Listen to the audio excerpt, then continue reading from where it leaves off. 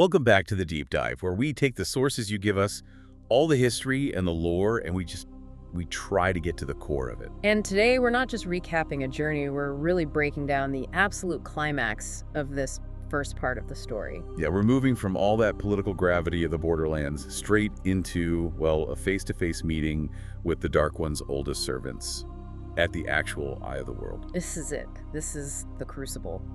Our mission today is to dive deep into these final two chapters, 46 and 47. We're talking the Golden Crane and the Eye of the World. And these chapters, they do so much more than just wrap things up. They really set the stage for everything that comes next. We get these impossible secrets revealed, Right. and we learn about the real price of saving the world. Exactly. We're going to unpack the sheer weight of the Borderlands' endless war. We'll analyze the truly bizarre corruption of a character we thought we knew, and most importantly, we will explore the catastrophic power that gets unleashed. And the cost. The horrifying cost Rand and his friends are now facing. So, to set the scene properly, we have to remember where the group is, mentally and physically. They are not in a good place. Not at all. They've just come through that nightmare journey in the ways, barely escaped the merge roll, and, they're still shaking off the paranoia of Shader Logoth. And now they're at Fal Dara, a fortress in Shi'Onar. They're just looking for a bed for the night, right? Before Moiraine's final push. Just a moment's rest. But their arrival is anything but restful. You feel it immediately. This isn't some quiet town. No, it's a military base on high alert. I was really struck by that first order Lan gives them. Throw back your hoods. Why was that so immediate, so important? That is the Borderlands in a single command. It's a culture that was born from centuries of constant war. They live right on the edge of the Blight. So the threat of spies, of infiltration, is always there? Always. Lan says it himself, and it's key to understanding Shi'Onar. He says, a half-man can't hide with his face exposed. Okay, wait, let's clarify that. What exactly is a half-man? Is that just another name for a merge roll? It is, yeah. That's the common Borderland term for them, the merge roll, or fades. They call them half-men because they're unnatural, not quite human. They're masters of shadows and fear. So inside Fal Dara, a hood is basically a potential threat. Absolutely. Inside the walls, everyone has to be seen, be accounted for. The safety of the entire fortress depends on that kind of absolute vigilance. It really sets the tone, doesn't it? It totally does. These people live and breathe this conflict. And you see it in the way they're greeted, Lord Agelmar. He receives them with this deep, immediate respect. For Moiraine as an Aes Sedai, of course, but also for Loyal. The OGers, right. They still remember them as the builders. They do. They have this reverence for the past, but the guards around them, they're not ceremonial. They are carrying axes, maces. They are ready to ride at a moment's notice. The whole place feels like a coiled spring, just waiting for the Trolloc army to come crashing through Tarwin's Gap. And they are waiting. That's Agelmar's entire world, defending Tarwin's Gap. It's the only real way for the hordes to pour out of the Blight, so every soldier, every thought is aimed at that single point. Which is why it's such a shock when Moiraine says they're leaving. It completely blindsides him. He tells her she's worth 1,000 lances in Tarwin's Gap. He just cannot fathom why an Aes Sedai would leave on the eve of the biggest battle they've faced in years. And this is where their small journey becomes something else. It becomes the main event. It's the pivotal moment.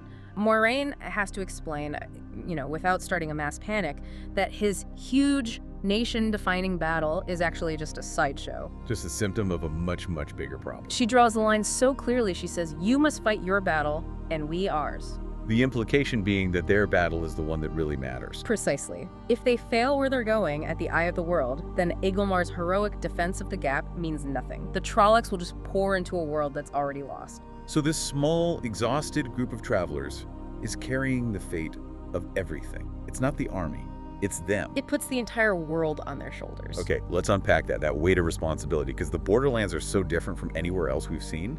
Their entire existence is just holding the line. They are the shield. Shi'Onar, Arafel, Kandor, Saldea. These nations exist for one reason: to fight the Great Blight. Their whole society is built for war. And that brings us to the fifth Borderland, the one that didn't hold, Malkier. The Fallen Kingdom. And this is where the chapter just drops this massive lore bomb right on our heads, and it's all about Lan. Right. Agelmar is praising Lan's skill, his grimness, I guess, And Moiraine just uses that moment to reveal who he really is. She does, in front of the Lord of Fal Dara, in front of the others. It's a calculated move. Okay, let's pause on that. Why then? What was the tactical advantage of revealing Lan's secret identity right at that moment? Well, it does two things. First, for Agelmar, it instantly changes Lan from just a highly skilled warder into a living legend, a symbol of everything the Borderlands stand for. That buys Moiraine a huge amount of trust and support. Okay, makes sense. What's the second thing? The second is for Lan himself. She knows he's struggling, especially with Nynaeve being there. By reminding him of who he is, she's reinforcing the idea that his path is fixed. He isn't just a man, he's a crown, a nation, a duty. And what a title. I honestly thought Lan was just this silent, deadly bodyguard. Incredibly good at his job, but that's it. And that's what he wants you to think. But Moiraine lays it all out. His full name, his full title. Lan Mandragoran, Lord of the Seven Towers, Lord of the Lakes, crownless king of the Malkier. He's a king, a refugee king, just scowling his way across the continent. I can't get over that contrast. And that silence, that grimness, it's not a personality trait, it's the weight of that history. Malkier didn't just lose a war, it was eaten. Swallowed by the Blight mile by mile until it was literally wiped off the map. So what happened at the end? What was the last act of the kingdom? It's the story of Lan's entire life. When the end was certain, his parents, the king and queen, performed one last desperate rite. They brought their infant son, Lan, forward and placed the sword of the Malkieri kings into his baby hands. The sword he carries now, the heron-marked blade. The very same one. It wasn't just the symbol of his skill, it was his inheritance, his destiny, handed to him before he could even walk. An inescapable duty of vengeance. So he was immediately taken away, right? Rescued. Yes, by the surviving royal bodyguards. They took an oath to save him, to raise him. They taught him everything, how to fight, strategy, languages, but they also taught him the one hard truth. That Malkier was gone. And he was the ghost of its claim. He wasn't raised to be a prince who would one day rule. He was raised to be a living monument to a dead nation. That explains so much about him. His solitude. His entire life has been about this bitter duty, fighting the shadow. And all of that impossible hope is tied up in one symbol, the golden crane. That's the banner of Malkier. It is, and Agelmar says it with so much respect. He tells Lan, 1,000 men will come when they hear the golden crane flies once more. It means the Malkieri who escaped, who are scattered across the world, are still loyal. So Lan is more than a warrior. He's a symbol, a rallying point. Yeah. But doesn't it feel like Moiraine is kind of exploiting that by bringing it all up, forcing him back into that box of duty? Well, absolutely. For Moiraine, duty is leverage. She respects him deeply, but she also knows that his personal tragedy is what makes him so effective. By reminding him he's a king, she's also reminding him that personal feelings, like his feelings for Nynaeve, have to come second. She's weaponizing his grief in a way. He's weaponizing his sense of loss, yes. Yeah. To her, the global conflict is all that matters. So his silence, his intensity, it's all a shield. He can't ever just be Lan. He has to be the king who can't rule. Wow. And that duty, that eternal war, it's the perfect setup for the next thing they have to deal with. The complete opposite of Lan's pure focus. Padan, Vayne. Yeah. If Lan is pure singular duty, Vayne is. He's pure contamination. It's a really jarring transition, isn't it? From the high-minded politics of the Borderlands to this mythological horror. They bring Fane in, and he's a wreck. He's not the same guy at all. He's just weeping and terrified. He confesses the Murdral led him to the two rivers, but he says something else happened to him. And Moiraine's diagnosis of what's wrong with him is one of the most terrifying ideas in the whole story so far. The idea of competing evils. Exactly. It's a huge piece of lore, and it's delivered so quietly. Moiraine figures out that Fane started as a normal dark friend, working for the Dark One. But when he was being chased, he ran into Shadar Logoth. And he found Mashadar. He found Mashadar. Yeah. And we need to be clear about what that is. The Dark One is like this cosmic evil. It wants to unmake everything. Total annihilation. Right. But Mashadar is different. It's the evil that humans left behind. All the suspicion, the hatred, the betrayal from that city. It festered. It became this mindless, consuming evil that hates everything, including the Dark One. So Fane basically became a vessel for two ancient evils that are at war with each other. That's horrible. Moiraine says his corruption is deeper and stronger than anyone she's ever seen. The Dark One gave him purpose, a direction. But Mashadar layered this paranoid, consuming evil right on top of it. He's a nexus of evil fighting evil. So he's not just a puppet anymore, he's a wild card. A completely unstable and unpredictable force. The Dark One can't even fully control him now. Moiraine keeps him prisoner because she knows he's become something unique and incredibly dangerous. A living piece of the puzzle. Okay, so they deal with Fane, and then they finally head into the Blight itself. And the change is immediate. They leave the grim but orderly world of the Borderlands and step into a place that is actively, physically malevolent. Loyal feels at first, right? The OGR is so connected to nature. He's physically sickened by it. He talks about the heat and damp, compares the air to a wool blanket soaked in hot water. It's suffocating. And the descriptions of the place. It's not just a dark forest. It's a diseased one. The very ground seems wrong. The leaves on the trees are black and twisted. The streams run with poison. And the things that live there. The sticks. Yeah. Trees that literally attack you. And that thing in the lake, the giant centipede-like creature with tentacles. It's so big, Rand can't even process it. Yeah. Everything in the Blight is either dying or has mutated into something monstrous just to survive. And they're walking through all of this, protected only by Moiraine, who is pushing herself to the absolute limit. This is where Lan confirms just how much she's struggling. She's holding this, what, a shield? A bubble over their camp? Bubble of concealment, yeah. It hides their scent, dulls the sounds, keeps the worst of the creatures away. But Lan says she cannot do for herself what she does for them. She is burning through her strength to give them a few hours of safe rest. She's literally exhausting herself for them. And she even mentions that the One Power itself feels thin here, harder to grasp. The Blight actively resists it, so every act of channeling is more draining, more dangerous. Her desperation to reach the Eye is making her reckless. And that desolate, draining landscape is the perfect setting for maybe the most emotional scene in these chapters. Lan and Nynaeve, who's tracked them across half a continent out of pure stubbornness and determination. She finally confronts him. She followed him to the literal edge of the world. And in this quiet moment, before all the chaos, we get this scene that just perfectly captures the tragedy of the Borderlands. The sacrifice of personal happiness for duty. She just lays it all out there. She knows he's pushing her away on purpose. And she says that amazing line, "Some women don't ask for land or gold, just the man."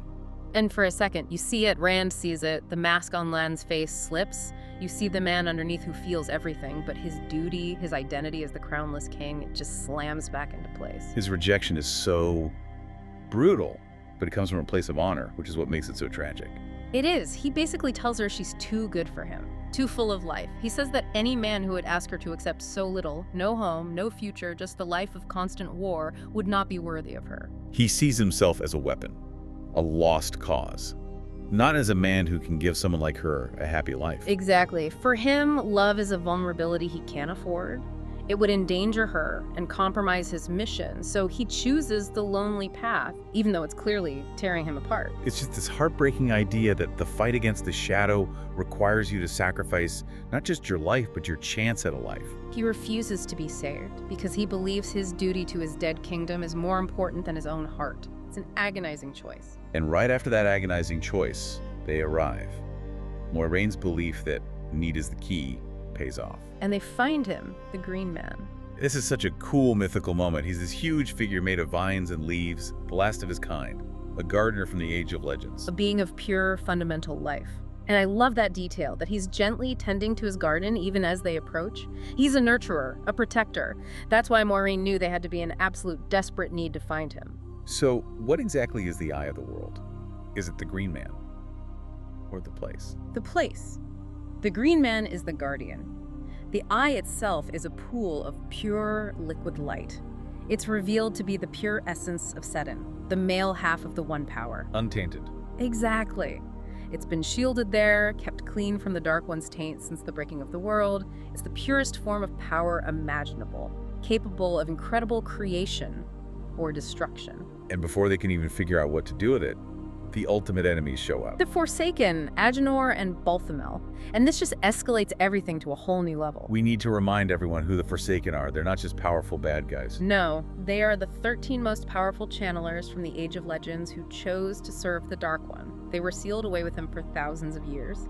The fact that 2 of them are here now means the Dark One's prison is failing. Balthamel looks awful. He's all wrapped up, shivering, like he's barely holding together. He's ancient and decaying, but Agenor is sharp, and he understands immediately what the Eye is. Balalzamon sent them to claim it. And that's when the Green Man makes his move, his final sacrifice. He sees Balthamel as the most immediate threat. He lunges. This immense living creature of vines and leaves grabs the Forsaken. And Balthamel's touch just sets him on fire. It's this explosion of dark smoke and fire. The Green Man roars as he's consumed, but he takes Balthamel with him, completely destroys him. It's this final, incredible act of a guardian protecting his charge. Leaving Rand to face Agenor alone. And Agenor is already losing control. He's trying to draw on the pure power of the eye, and it's literally burning him up from the inside. And this is it. The moment everything changes for Rand. He doesn't even think about it, does he? He just reacts. It's pure instinct. He sees Agenor coming for Egwene, and his only thought is to protect her. The book says the air turned to fire, the fire to light liquefied. This bolt of pure energy just hits Agenor and vaporizes him. Gone. A Forsaken. Just gone. Yeah. And Moiraine confirms it. He channeled. She does, but it's the scale of the channeling that's so terrifying. She tells him that what he did was a channeling of such magnitude that it destroyed Agenor and the very air around him. So what does that mean, exactly? Why is that so significant? She explains that in the Age of Legends, almost no one could handle that much of the One Power without an Angreal, an artifact to help them focus it.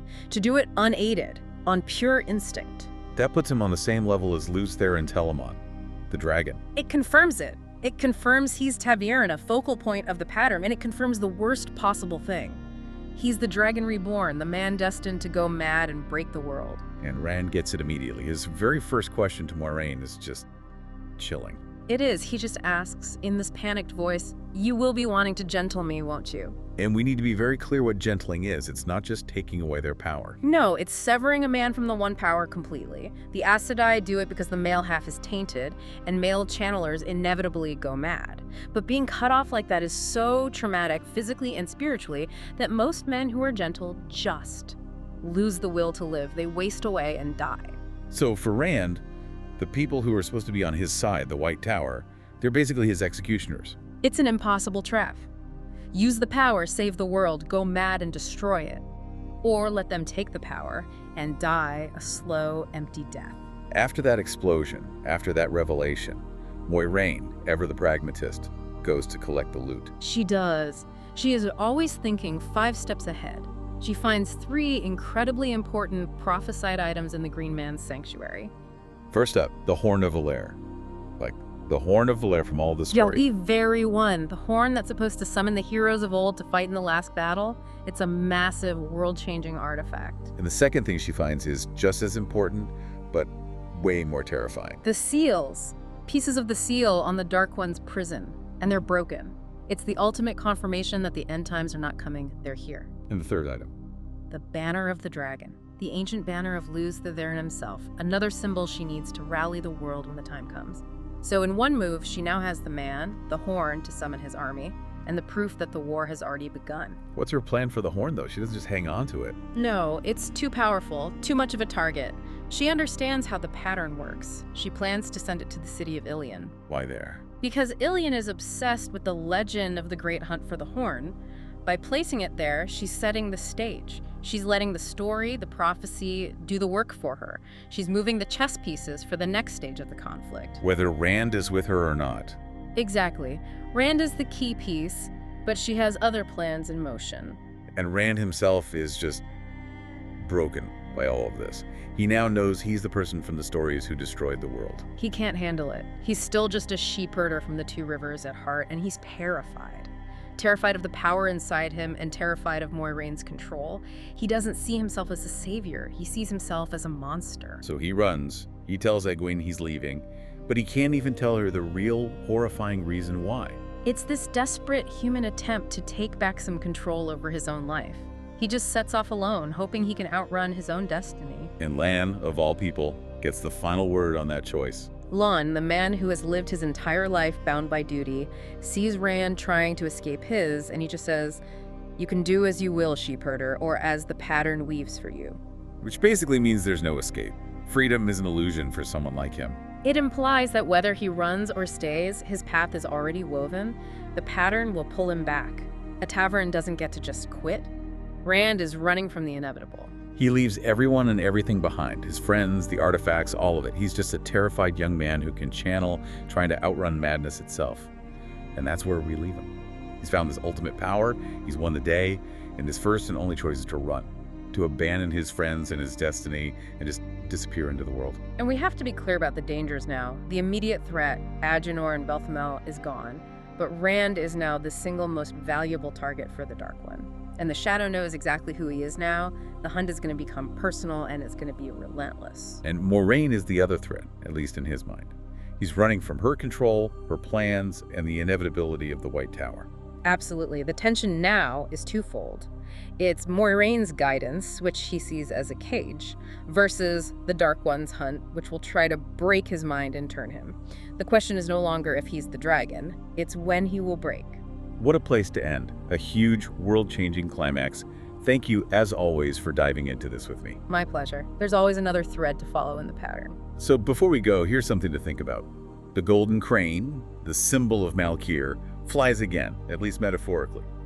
But what is the real significance of that hope when the man carrying it, Lan, seems doomed to a life of complete isolation? And maybe more importantly, is Rand's decision to run a true act of free will? Or is his escape just another move the pattern planned all along, putting him exactly where he needs to be for the next terrible confrontation? We'll see you next time on The Deep Dive.